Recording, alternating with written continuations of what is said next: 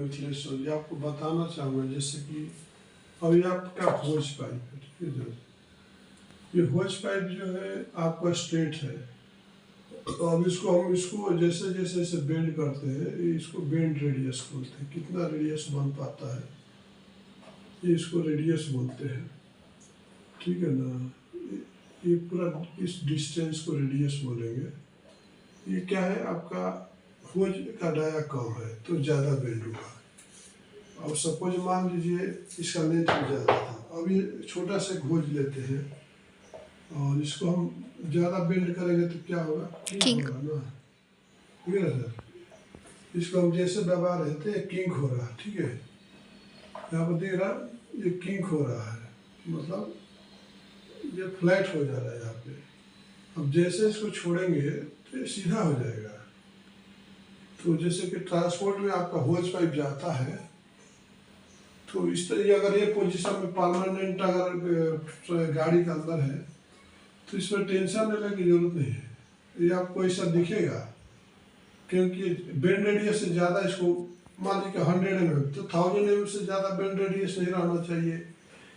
3 inch का है तो 750 से ज़्यादा नहीं रहना चाहिए।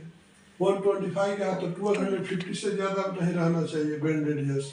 अब उसको ट्रांसपोर्ट में क्या होता है कि या तो डोडी मैंने का टाइम मिस्टेक हो सकता है।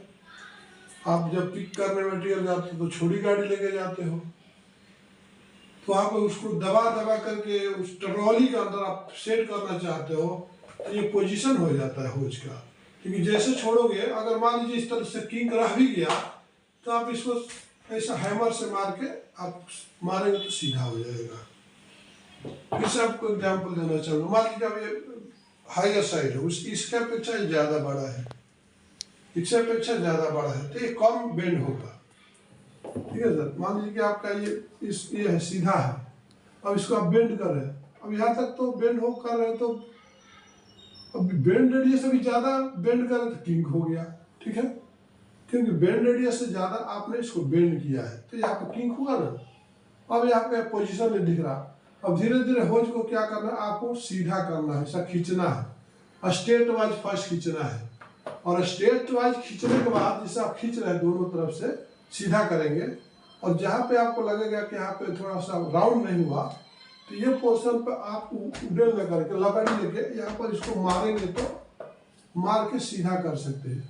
क्योंकि रबर का जो नेचर होता है, इलास्टिसिटी होती है, और उसके अंदर हेलिकल वार रहता है। तो हेलिकल वार क्या है, दब जाता है, तो उसको मारने से सीधा, जैसे हेलिकल वार राउंड शेप में आएगा, होज भी राउंड शेप में आ जाएगा। नमस्कार, धन्यवाद।